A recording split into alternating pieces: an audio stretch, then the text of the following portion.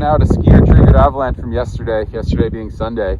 So this avalanche was remotely triggered by a party from above along the ridgeline. Their tracks are about maybe 15 feet above it in the flats.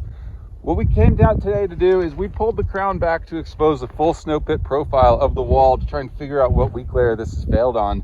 And if we continue along across our bed surface, what we find is a buried layer of preserved surface ore right here. This is similar to what we've been finding on some other aspects and what's been producing some other avalanches around the southern Bitterroot.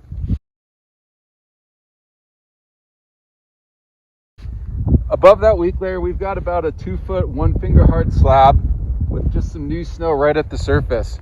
Witnesses to this avalanche say it moved slow, almost like it was in slow motion, and that's very consistent with what you would expect with more of a hard slab avalanches versus a soft storm slab.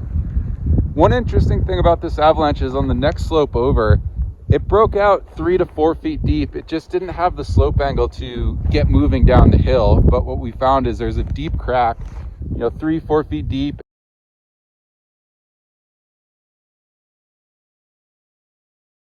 It moved four inches away or so from apart. And so, if that slope had just been a little bit steeper, we would have seen a meter plus more destructive avalanche. But as it stands right now, this avalanche is about 2 feet deep and probably 150 feet wide. So, it is into that D2 threshold, especially where we look down into where this debris deposited into a bit of a terrain trap. And so there's certainly areas where debris could pile up deep enough to bury a person.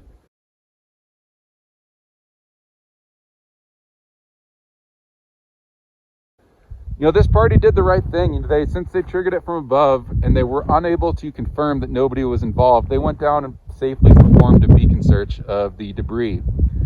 That's the great thing to do when you can do it safely, especially when you're unable to confirm that no one else is involved or that there wasn't another party that you didn't know about below you.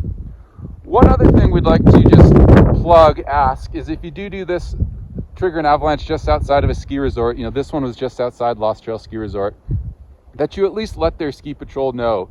One thing that will do is if they get a report that there's an avalanche out here with tracks into it, they're going to want to come out and search it. And so the best thing you can do so they're not searching unnecessarily is just let them know, hey, here's where we triggered the avalanche. There is some tracks. We searched it. No one was involved. It just lets everyone sleep a little easier knowing that there's not an unsearched path. So with that, big picture though, back to what's going on in the snowpack.